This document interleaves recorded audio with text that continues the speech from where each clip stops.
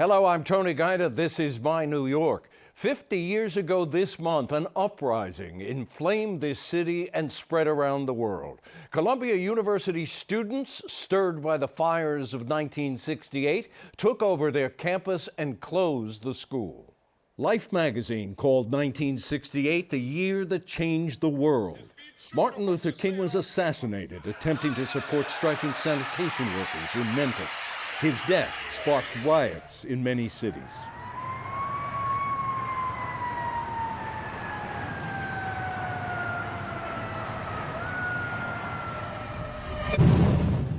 Protests against the Vietnam War turned white hot everywhere. On April 23rd, anti-war fever mixed with outrage over Columbia's plan to build a gym in Morningside Park sparked students to take over the administration building, Hamilton Hall. For 7 days, Columbia was paralyzed as the world watched. More than 60 participants and witnesses to the uprising offer their perspectives in a new book, A Time to Stir, Columbia 68. It includes essays from members of the White Students for a Democratic Society, the Students' Afro-American Society, students who opposed the takeover, and more. I spoke with two of the protesters, author Phillip Lopate, a leader of alumni supporting the takeover, and attorney Raymond Brown, instrumental among black students who took over Hamilton Hall. Brown says that was the pivotal act of the uprising. First, Phillip Lopate. I had gone to a Columbia that was much more staid and reserved, and this looked like a lot of fun, frankly. And I was very much against the war in Vietnam and was participating in all kinds of demonstrations. And at this point, I was living about 10 blocks away from Columbia. And I thought, well, it'd be nice to check out. And had a certain wariness and skepticism about Columbia as an institution because I could see that they were doing a lot of land grabs and stuff like that. So I went down there and I wanted to be part of this young, whatever you want to call it, fiesta of radicalism. I myself did not think of myself as a revolutionary, but basically I was on the left and sympathetic to any kind of anti-war manifestation.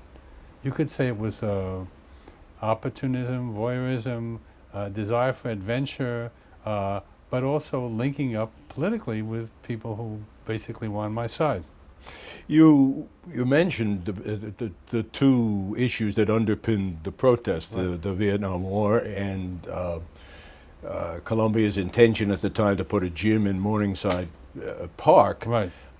Which was perceived in many quarters as a land grab. And that's do true. you see it that way? I don't see it that way now. No. In fact, well, you're a professor at Columbia. I've been co-opted. In fact, part of the problem with the gym was that it had an entrance for the community that was below the entrance that the students would enter into. And in the back. And in the back. And this was basically for logistical reasons because if you know Morningside right. Park, it's a very steep park. And so it made a certain sense, but it was perceived as a snub or treating the community as tradesmen or having to go in the servants' quarters right. or something like that. In retrospect, I don't think it would have been terrible to have built a gym in Morningside Park. It was not very well used as a park. It was very scruffy, and it could have helped, to get some more foot traffic. But it was seized upon. In many ways, all the demands were symbolic rather than real. Columbia was not engaged in fighting the war in Vietnam. And the Institute for Defense Analysis did not really have any working contracts at that point, but it became a rallying cry against the war. In other words, this was part of a politicization of a whole generation, and they had to find some way of protesting Columbia. The students were there, right? And so it was convenient to to go up against Columbia. Was Columbia really the villain that they were portraying it as? I doubt it. Mark Rudd, the leader of the SDS students, and a big, Charismatic figure, yeah. charismatic figure, later Yeah. was quoted as saying that the SDS, his organization, manufactured the issues. The quote is, "IDA is nothing, the gym is bull." Yeah, exactly. He knew that it was bull, but it became a way to be militant. He wanted there to be a big set two. There was this whole idea at the time of sharpen the contradictions, You have to demonstrate the inherent violence in a capitalist society. So you've got to provoke them, and then the cops will come in and there'll be bloodshed, and everybody will say, "Oh, they're killing our children," But he had this idea, that you could say, this fantasy that it would spread from being a university demonstration to something much larger. And that actually did happen in France. Let's face it, the demonstrations in Paris started out basically at the university level, and then ended up spreading to the factories and spreading to other... Yeah, and brought down de Gaulle. So it wasn't completely crazy, but France is not the U.S. It's a much smaller landmass, and even in New York,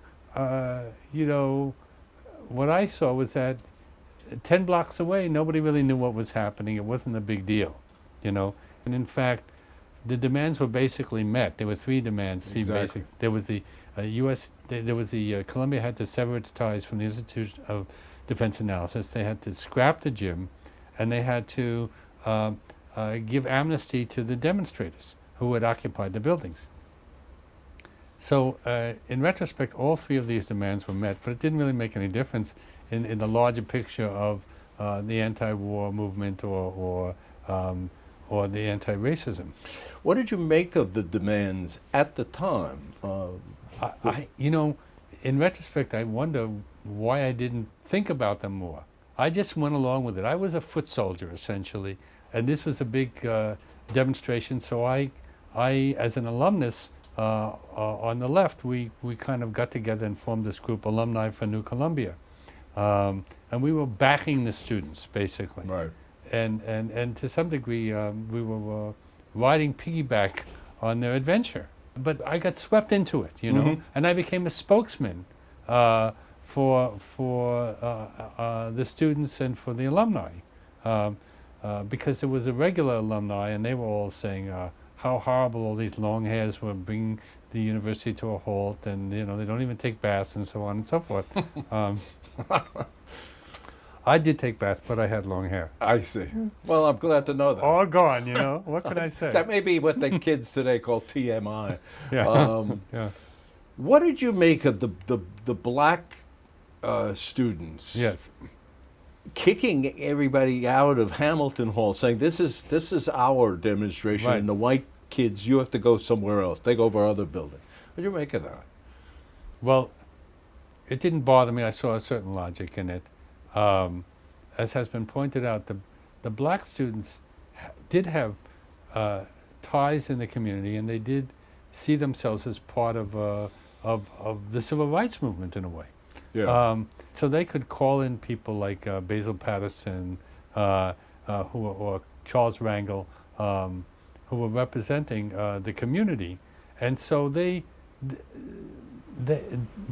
this is a curious question. I mean, you could say the same thing about the feminist movement. I remember going to events around feminism, and then they say men had to leave, So, of course, it feels like a sting at the moment, But if this is what's necessary to create a coherent, a cohesive movement, then okay, it didn't bother me at all. Right. And they also thought, rightly or wrongly, that a lot of the white student activists were immature and slightly crazy. The white students in SDS got into this idea of we've got to be stubborn, we've got to be rigid, we can't bend on anything. We've got to take it to the man. What do you think is the legacy of those 7 days in April '68? I think that there were good things that came out of it and bad things that came out of it. It did give aid and comfort to radicals all over the world, in Czechoslovakia, in Mexico, in France. There was this kind of global link of uprisings on the part of youth, and so we felt proud that we were part of this movement. In a way, we were more connected to other countries than we were to the rest of New York City and the U.S. And Columbia made little moves that they might have made anyway towards including students more in decision making, toward changing the curriculum to be more diverse, and so there were. The president was ousted. The president, Grayson Kirk, was ousted, which was definitely a good thing. He was really a fuddy-duddy. But I would say that business as usual continued at Columbia with slightly cosmetic changes. Another good result, I think, is that every little bit helped in terms of bringing the war to an end. You had to do something. You had to try. That's why I got involved with it, basically. Well, the aggregation of protests. Right. Were instrumental eventually in ending the war. Absolutely, and it happened in various other campuses, across the country, and of course some of it was really tragic, like Kent State, but so there had to be this rolling effect of protests, and I think that eventually it did have a good result. What were the bad results? We got to see that self-indulgent militancy could only take you so far. So basically, one of the problems with the logic of militancy, of revolutionary militancy, is that you keep having to go further and further, get more and more extreme. So essentially, I think that '68, in a way, marked the end of that dream of a kind of popular front. There are going to be demonstrations, Black Lives Matter, or things against, or things for gun control, or against the eternal wars in the Middle East. I think we have to be smarter. We've got to organize in many, many different ways. It's relevant to the gun issue with the kids. Yeah, exactly. I mean, they are demonstrating and protesting, but they insist they're going to follow up with the kind of action, voting, for instance. That's what Mark Wood came to the conclusion that the core of it needs to be organizing, not creating these kind of Armageddon situations. Is Columbia a better place today because of '68, or is it the university it would have become anyway? It's the same place, but it's one of the great institutions, one of the great universities of the world. So perhaps the biggest change has been in the curriculum, where there's been more of an effort to not just be the West, but involve the other cultures, and to involve more women in the curriculum. Raymond Brown reflects much sharper disagreement with Columbia, recalling that the university of the mid-'60s did not begin to understand its black students. Tell me, what was your role in the '68 protest? Well, the most important role I played was being one of the students in Hamilton Hall, but I was on the steering committee. There were 4 of us, so you could say I was in a leadership position at the time. I think we had a growing consciousness that we were, in a sense, the children of Brown, meaning Brown versus Board of Education. Mm-hmm. I arrived in 1964, the first class that had more than 20 blacks in it. It was 10 years after Brown, and I think it was a self-conscious effort by the leaders of Columbia to bring some black students into the university. The mistake they made, if mistake you can call it, was they assumed we would just be white students with brown faces and not understand that we had a whole set of political cultures and political realities to deal with. Though there was a lot of propaganda, if you will, that this was the revolution, the black students didn't see it that way. The black students didn't see this as a revolution because a lot of us had had experience with demonstrations before, and we knew the difference. We knew the consequences of facing a superior force, that is the police, from a static position. Many of us had participated in civil rights demonstrations in the North and a few in the South. We had also been involved in the anti-war movement. So we knew it wasn't the revolution. Also, we had a broad spectrum of political opinion among the black students. There were very conservative students. There were students who were more radical in their perspective, and so nobody wanted to hear rhetoric about revolution. We were there for some very specific purposes. Yet, you heard from a very renowned revolutionary. Oh, Mao Zedong sent us a telegram. Mao Zedong. Mao Zedong Sent you the a chairman telegram. of the People's Republic of China, the Communist Party, sent us a telegram congratulating the black students of Hamilton Hall. We all thought that was tremendously funny, and I wish we had saved that telegram. Let's talk about your role of the black students taking over Hamilton Hall. How important was that? It was pivotal. Now, keep in mind, this had all begun on that day as a spontaneous demonstration involving all kinds of students. And as students went from one place to another, unable to really get a perch, a mixture of students occupied Hamilton Hall. White students, black students, graduate students, undergraduates. But it became apparent as the hours went on that in order to make a point, we had to seize the building. The black students had a meeting at great length and decided we were going to hold this building. And we knew we couldn't hold it if we had a mixture of people who didn't share our view, who didn't share our level of discipline. And we didn't have, because we had such a mix of students, it wouldn't have been comfortable being cheek by jowl with people who were far left in their philosophy or had other ideologies. But you said there was a wide divergence of feeling and philosophy even among the black students. Absolutely. And I think that's what makes it remarkable, that we were able to, you'll notice that we have statements that we made at the time. They were all very focused on the gymnasium and the Institute for Defense Analysis and Amnesty. We did not talk about the revolution. We didn't expect Grace and Kirk to end the war. We were very careful, in part because that was required when you have such a mixture of ideas and attitudes and ideologies among black students, reflecting the rich mix of ideas that have always been part of the black community. I guess I'm not fully understanding. Why do you think occupying Hamilton Hall was the pivotal act? It became apparent that among the white students, and it's a terrible generalization, there was a debate. Some of them wanted to just have the building be open and have a mixed flow and a teach-in as people came in and out. We knew that to make a statement against a university that had been intransigent and unwilling to shift its position or talk to us seriously about issues, we had to do something that would catch their attention. And so we said, we have to hold the building. And what was it that you wanted to state about Columbia at that time?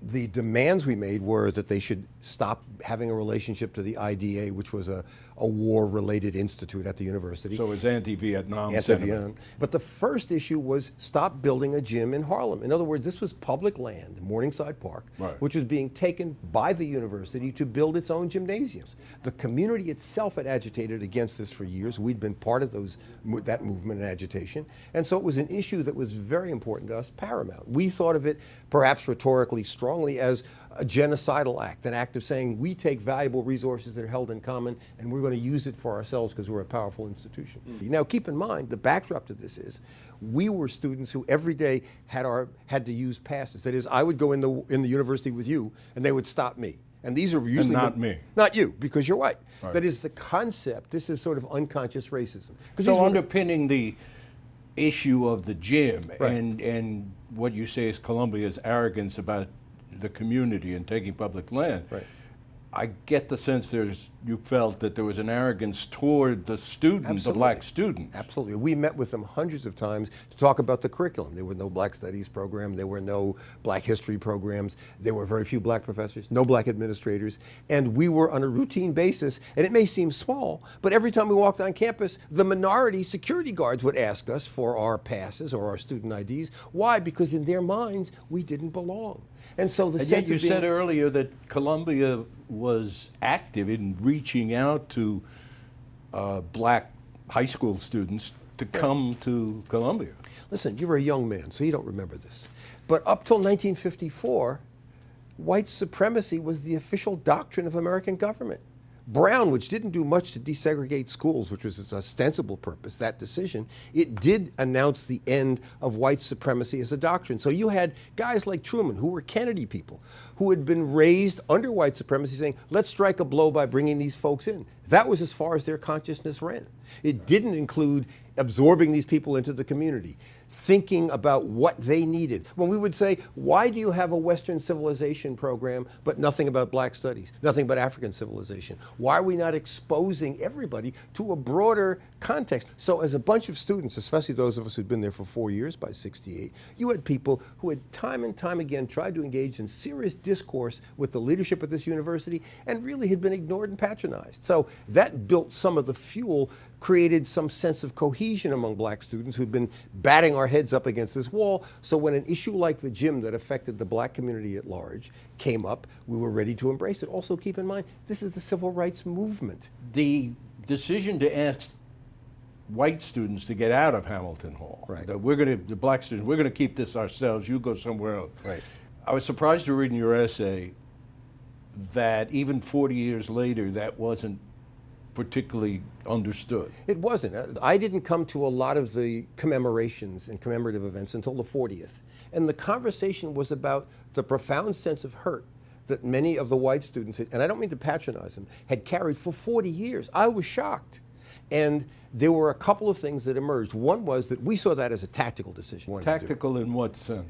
At the time that we wanted to occupy the building, we knew what we wanted, and we were pretty solid.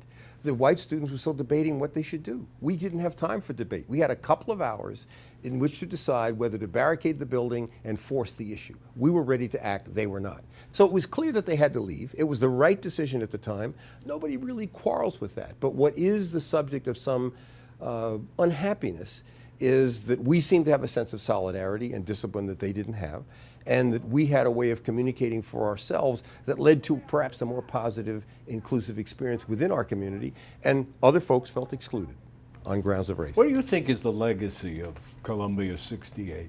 Is number one, there was a sense of belonging that we had taken a stand as a group, even though we'd had many arguments, amongst ourselves over the years.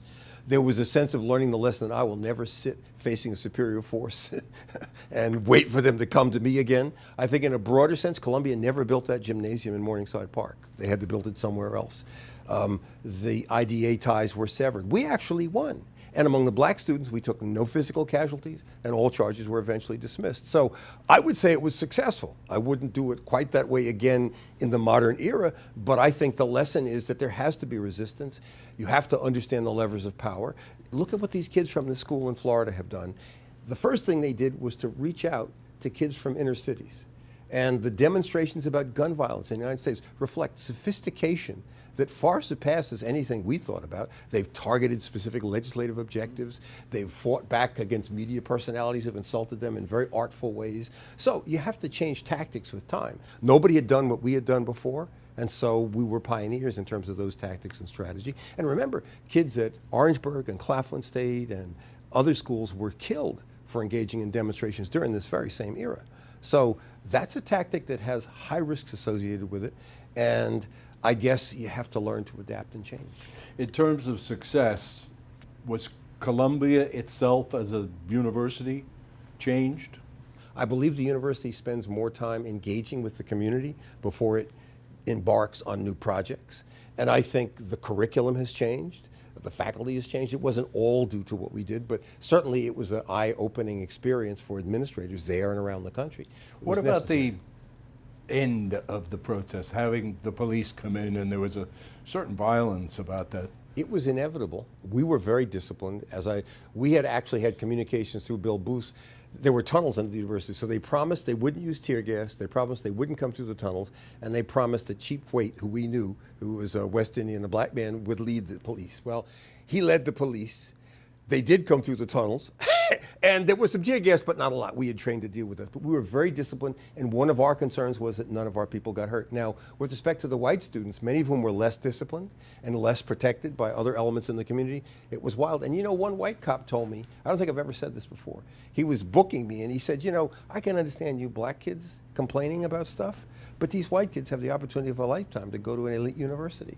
So I think to the extent that white students had legitimate grievances, didn't always articulate them well, or managed to let the NLF flags and their demand that Grayson Kirk stop the war overshadow more subtle and nuanced ways they could have presented themselves. Mark Rudd, he and I have become friendly. He's been one of the first to acknowledge that without black students, this wouldn't have lasted as long as it did. They waited for 7 days because they didn't know what would happen if they arrested us. There were lots of nuances that I think weren't explored, and to some extent, the Fourth Estate was pretty irresponsible. It's easier to cover NLF flags than it is to try to dig into the granular experience that students are having at this elite school and wonder why they would take a risk with this elite education, an important means of upward mobility for many families, when this opportunity yawned. And the question is, why? And what did the university need to learn from that experience? Look, one of the funny things about having a conversation with you is at the time, we were very disciplined about what we said. I didn't say anything that everybody didn't agree with. So now, 50 years later, I'm telling you my historical sense of what happened. There may be 80 other stories in Hamilton Hall about what people thought. But I do think it was an important event. It was important for me because many of us had fought really hard internally to argue about these issues and to educate ourselves and to try to engage with this wonderful place. There was a vibrant intellectual life going on in this place, and yet at the same time, the people who ran the institution were incapable, for maybe historical reasons, of understanding that what we brought to this campus was a new perspective, a new way of looking at the American experience, a new way of looking at pedagogy, and a new way that universities should relate to the community surrounding. In the early hours of April 30th, the 7th day of the protest, police stormed the campus, ending the takeover. They drove white students from the buildings they occupied violently. More than 130 students suffered injuries. They reported being blackjacked, pummeled, and kicked in the groin. 12 police officers were also injured. But the judicious preparations by black students, including having attorneys witness their arrests, resulted in no injuries when Hamilton Hall was cleared.